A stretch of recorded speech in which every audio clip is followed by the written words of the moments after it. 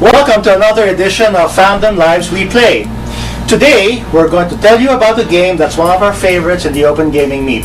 This game is Monopoly Deal.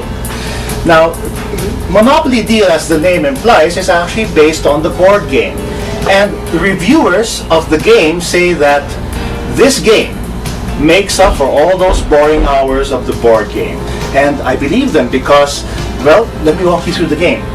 The game has three kinds of cards. There are the action cards, that about in a while, the money cards, don't get fooled by them, and the most important, the property cards.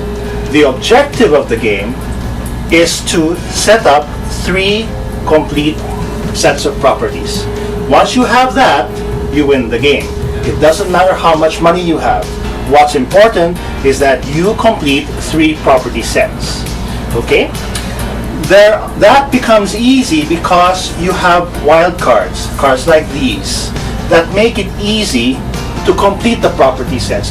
But you have to watch out because what keeps the game moving are the action cards. The action cards tell you whether or not you have to pay rent. They tell you how much rent you have to pay. And they tell you whether or not you lose properties or gain properties. They even give you the ability to get new cards. So the action cards are the heart of the game. The soul of the game are the property cards. So what do you do with the money cards? The money cards are what you use to pay the rent, obviously. And what's interesting here is that unlike real life, you don't get your change back, which makes it very interesting. For example, say you're able to force everyone in the game to pay you the rent of, say, one of your properties. And the rent is a measly $2 million.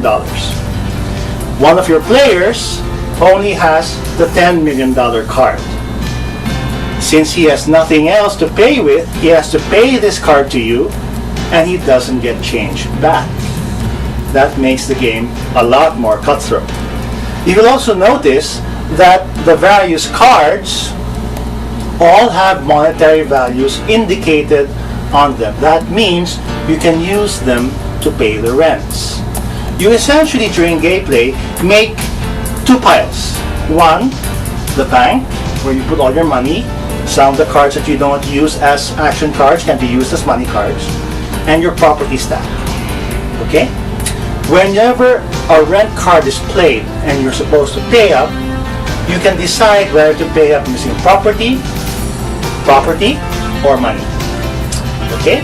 So be careful, because if you decide to pay money, you have to pay with property instead of money, you're actually making your opponent come closer to winning the game. Because, as I said before, the objective is to complete three sets of properties. This game contains everything that the board game has. It has the familiar properties like Boardwalk and Park Place, Baltic Avenue, Mediterranean, and everything in between. So if you have a particular favorite property, you can always go for them. The only thing missing from this game are the tokens. But then, this is a card game. You don't need the tokens. You don't need those things to have fun with this game. Okay? So, then there's no dice either. Everything here is just pure strategy and bluffing. And well, if this explanation doesn't make sense to you, I'll tell you what. Come over to the Open Gaming Meet, ask to play this game, and I'll be happy to teach it to you. Okay? So, Monopoly Deal, one of our favorites. One of the first games we always teach people who want to get into the OGM. I hope to see you there. Okay? Happy gaming.